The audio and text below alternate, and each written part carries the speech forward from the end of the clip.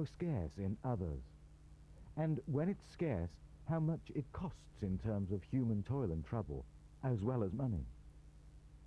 Water has always dictated the overall living conditions of a nation. Drinking water and water for personal hygiene and agriculture. Only when there's enough of it can people settle down and develop. That's why one of man's greatest challenges has always been to find water and bring it to his dwelling place. Throughout the ages, man has come up with the most ingenious solutions to his water problems.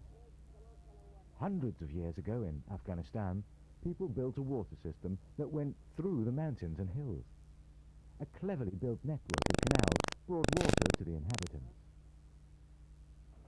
Today, however, many fields in Afghanistan are left dry and uncultivated. There are many reasons for this, but the war with the Soviet Union certainly put other priorities on life than maintaining the water canal. Thousands of mines litter the countryside.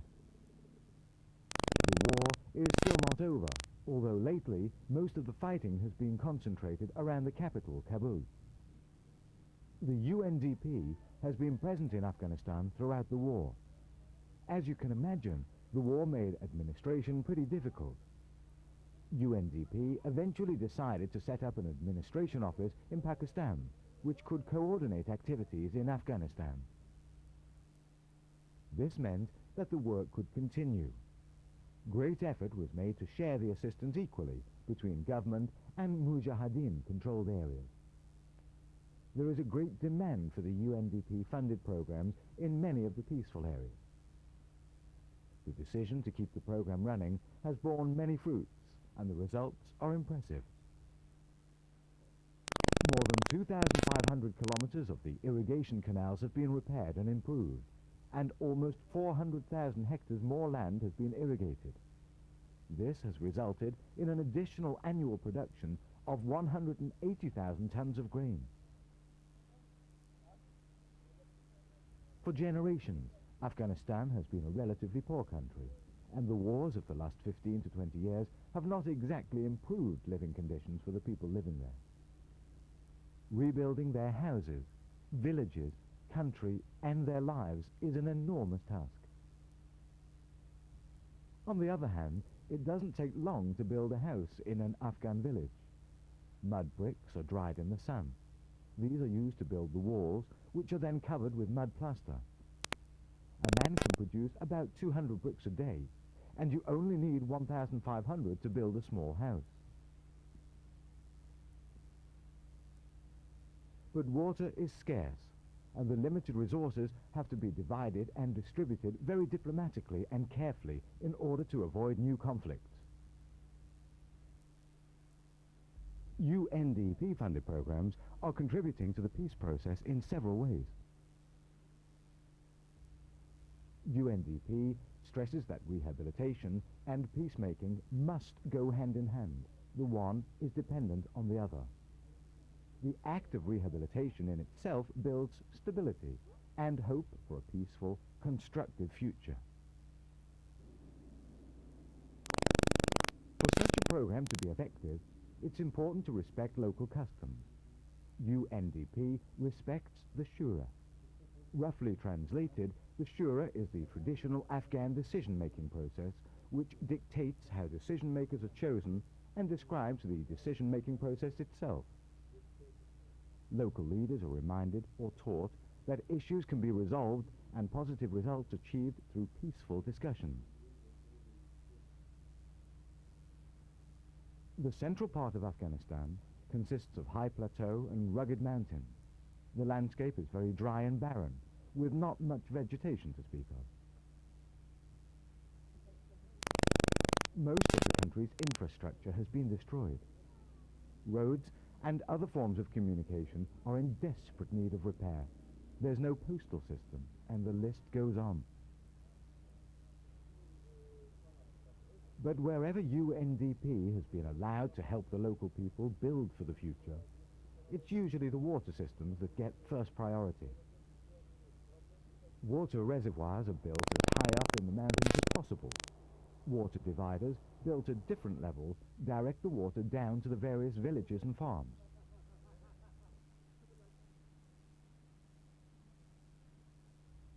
It is important to get the community to participate in all stages of the project: project identification, planning, implementation, and finally monitoring.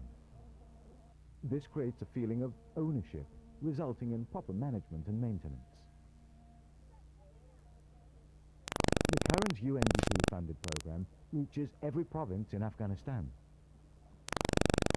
The program concentrates on 5 main areas: rural rehabilitation, crop and food production and protection, livestock production and health, urban rehabilitation, comprehensive disabled Afghans program. The total budget is $16 million. These projects all have the mandate of establishing small-scale projects which are especially of benefit to women. In other words, projects that help women are prioritized. The river is the lifeline of the people, and as it flows into more densely populated areas and cities, the water distribution problems increase. In many societies, the rich keep scarce commodities to themselves. In Afghanistan, however, there is an ancient tradition that tries to ensure that the poor will always receive water. According to this custom, the rich still supply water to the poor free of charge. This happens both in the towns and the villages. Women and girls usually have the task of fetching the water. The road is often long and the water heavy. There are water pumps in the cities. However, most people are dependent on the water that flows through the open canals in the pavements. This water gets progressively dirty and contagious, causing countless diseases and illnesses. Getting clean water to as many people as possible should therefore be the first priority of anyone trying to assist the Afghan people in building a better future. Much has been achieved, but a lot remains to be done. Most of the UNDP-funded programs consist of a number of small to medium-scale projects. These typically last for 3 to 9 months and cost between $5,000 to $70,000. Non-government organizations and local contractors play a major role in implementing these projects. This system provides tremendous flexibility. Focus can be moved from one area to another in a matter of months. As soon as peace spreads into an area, UNDP projects can start in that area immediately, without affecting the work in other areas.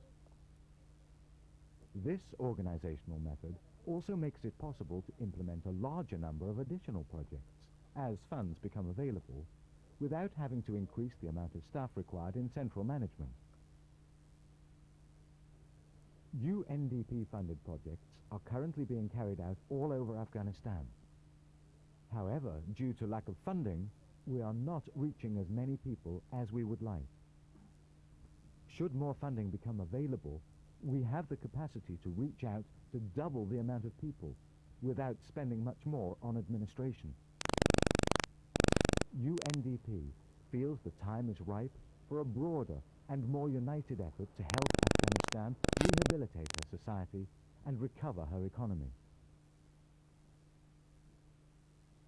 As peace spreads, these combined efforts will help speed up Afghanistan's recovery, thereby stabilizing her society. Perhaps the hopes and dreams of many Afghani people can come true.